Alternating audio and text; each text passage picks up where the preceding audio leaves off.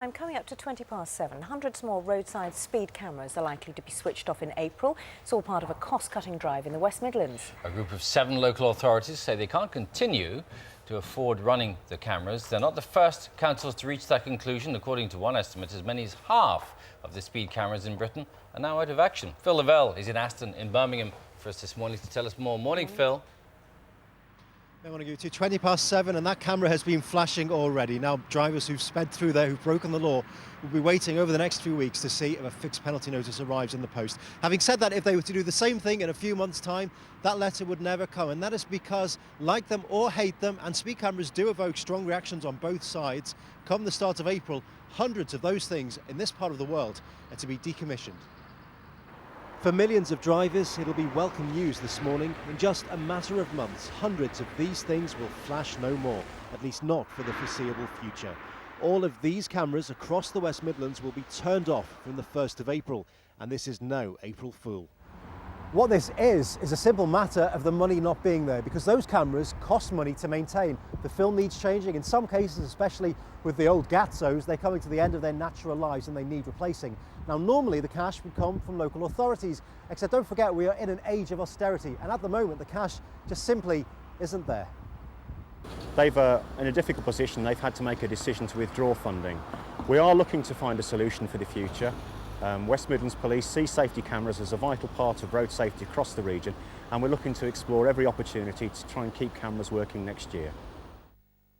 7 authorities here have slashed their road safety budgets: Birmingham, Coventry, Dudley, Sandwell, Solihull, Walsall and Wolverhampton. To replace existing cameras would have set them back about £4 million.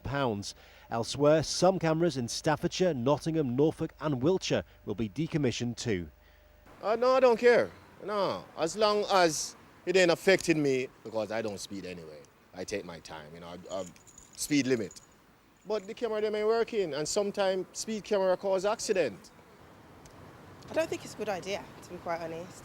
I mean, even if they had the speed cameras there and didn't have film in them, that is a good deterrent, because it does automatically make people slow down. I've already got 3 points from speed cameras, so all the better to turn them off, yeah.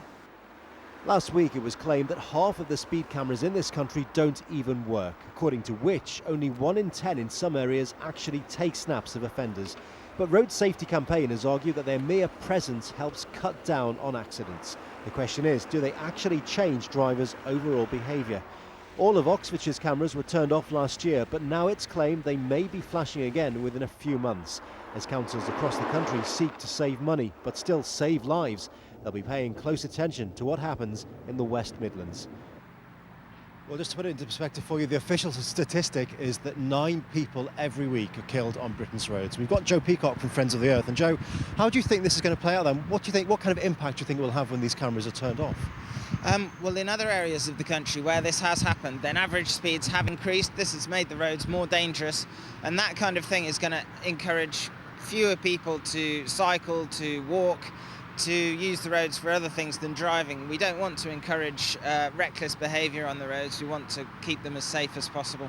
Some drivers would say that they actually cause problems, because what happens is they slow down when they get to them, then they speed up and they increase their speed, so they don't actually change the behaviour. They just change momentarily what's happening on the road. Well, statistics show that having speed cameras on does lower the average speeds. People have measured this, so that may be certain people's experience who want to break the law when they're driving, but generally speed cameras do help keep the roads safer, so we shouldn't be turning them off. We should be investing in road safety. Okay, Joe, thank you very much. A couple of things I must just point out. First of all, this is by no means any kind of appeasement by the police towards motorists, or an acknowledgement by the police that they think the speed cameras don't work. This is solely about money, because those budgets have been slashed. And also, these cameras are not being taken away. They are merely being turned off. They are no longer going to be in use. If and when budgets do change over the coming months, coming years, there is every chance that those cameras could very well be turned back on. OK, Phil, thanks very much. Phil Lavelle in Aston there.